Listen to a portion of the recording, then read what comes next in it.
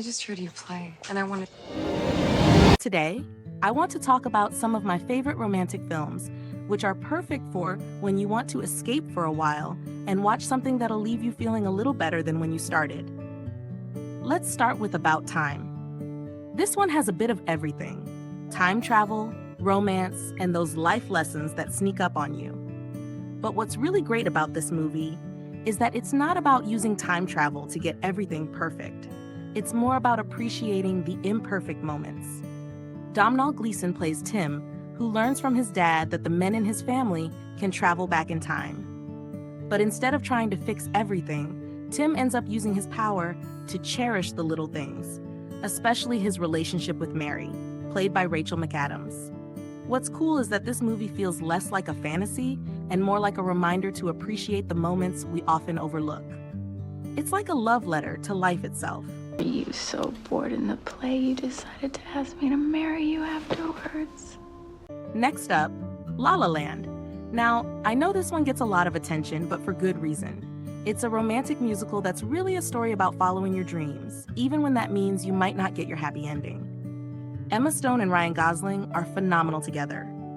But what really sticks with me about La La Land is how it captures the bittersweetness of love and ambition. It's like this movie understands that sometimes, even if you love someone, life might take you in a different direction. And that's okay. Plus, the cinematography is just stunning. Those vibrant colors, the long takes during the musical numbers. It's a visual treat. I'm always gonna love you. I'm always gonna love you too. Next up, Pride and Prejudice. I mean, it's a classic for a reason, right? There have been so many adaptations of Jane Austen's novel, but the 2005 version with Keira Knightley and Matthew Macfadyen has something special. The way they portray Elizabeth Bennet and Mr. Darcy's slow burn romance is just perfect. You know that scene in the rain when Darcy's confessing his feelings? It's so tense, so raw. It's one of those moments where you can feel the chemistry between them without a single kiss or hug. The whole movie is about misunderstandings, pride, and of course prejudice. But at the end of the day, it's about two people who learn to see each other for who they really are. The dialogue is sharp, the cinematography is gorgeous, and it just feels timeless. From the first moment I met you, your arrogance and conceit, your selfish disdain for the feelings of others made me realize that you were the last man in the world I could ever be prevailed upon to marry. Next up, Her. This one's a bit different. It's not your typical romantic movie, but it's one of those films that makes you think about connection in the digital age. Joaquin Phoenix plays this lonely guy named Theodore who falls in love with an AI named Samantha, voiced by Scarlett Johansson. It sounds weird, but the movie does such a great job of exploring how we connect with others, whether it's through technology or in real life. There's this real sense of intimacy between Theodore and Samantha, even though they never physically meet. And it kind of makes you question what love really is. Does it have to be physical, or is it something deeper? It's a beautiful movie in a quiet, subtle way. Definitely one of those films that sticks with you long after you've watched it. You feel real to me, Samantha. Thank you, Theodore. That means a lot to me. Next up, How to Lose a Guy in 10 Days.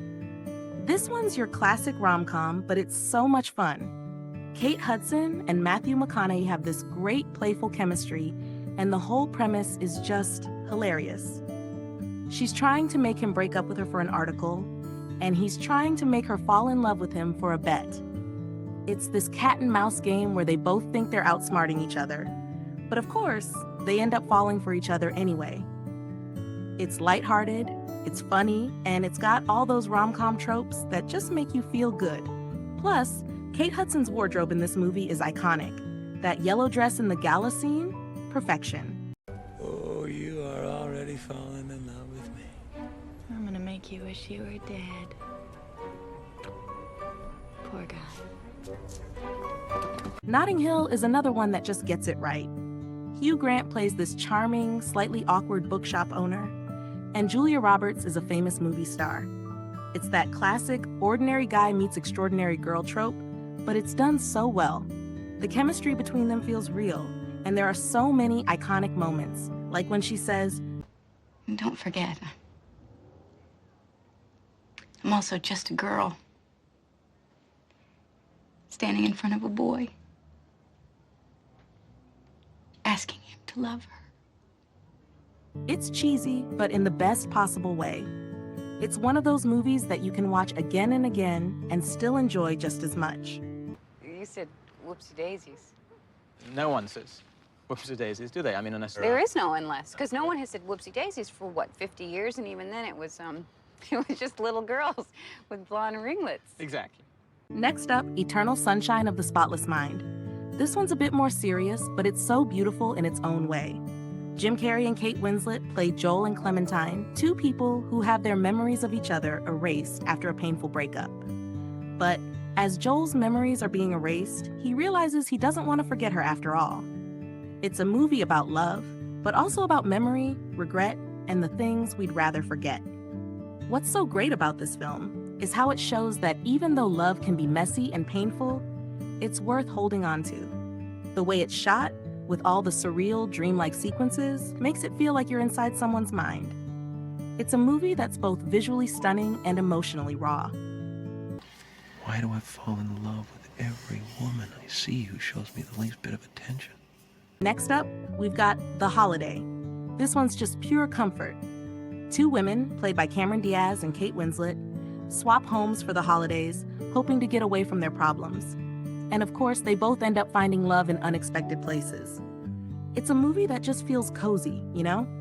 Like a cup of hot cocoa on a winter day. Jack Black and Jude Law round out the cast, and the whole thing just feels like a warm, fuzzy hug.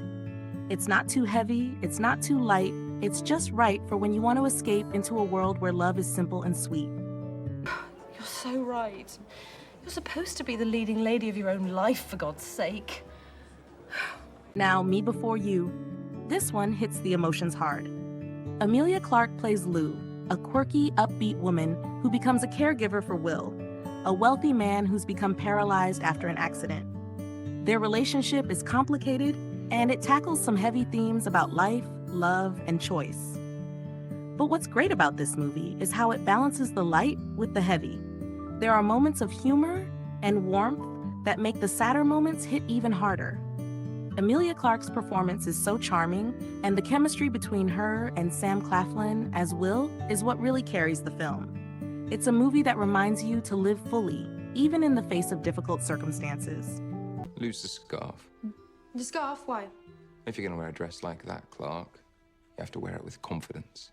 Only you, Will Trainer, would tell a woman how to wear a bloody dress.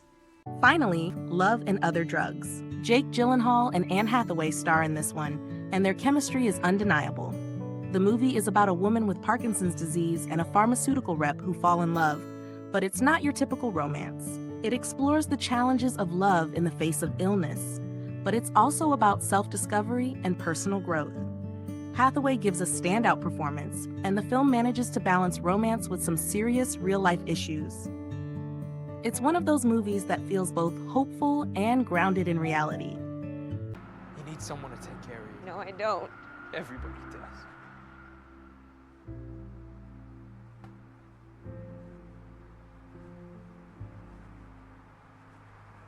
I'm gonna need you more than you need me.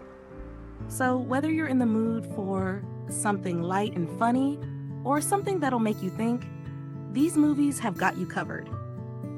If you've got a go-to feel-good romantic film that I didn't mention, let me know in the comments. And if you haven't seen some of these yet, now's a perfect time to check them out. Thanks for watching, and I'll catch you in the next one.